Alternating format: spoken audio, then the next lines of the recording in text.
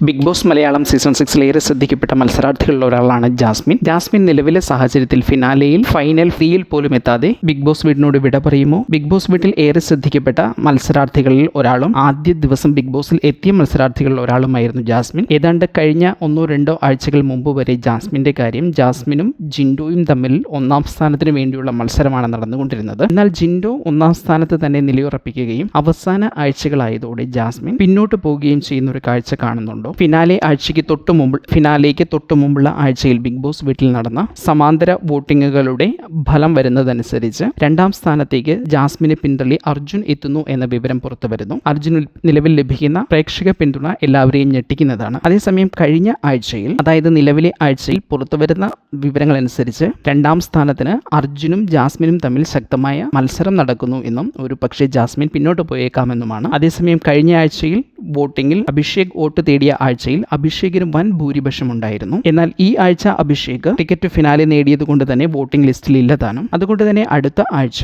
അഭിഷേക് ഉൾപ്പെടെയുള്ള വോട്ടിംഗ് നടക്കുമ്പോൾ ഒരു പക്ഷേ ജാസ്മിൻ ഫൈനൽ 3-ലേക്കോ അല്ലെങ്കിൽ ഫൈനൽ 3-നും താഴെ മറ്റൊരു പൊസിഷനിലേക്കോ ജാസ്മിൻ എത്തിയാൽ ഞെട്ടേണ്ടതില്ല എന്നൊരു സാഹചര്യമാണ് നിലവിലുള്ളത്.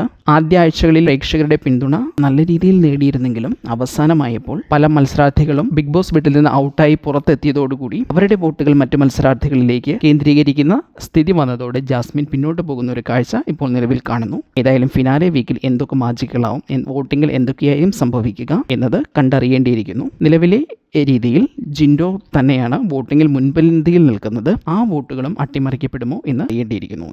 ആരായിരിക്കും വോട്ടിങ്ങിൽ ഒന്നാമതെത്തുക എന്നതാണ് നിങ്ങളുടെ പ്രതീക്ഷ.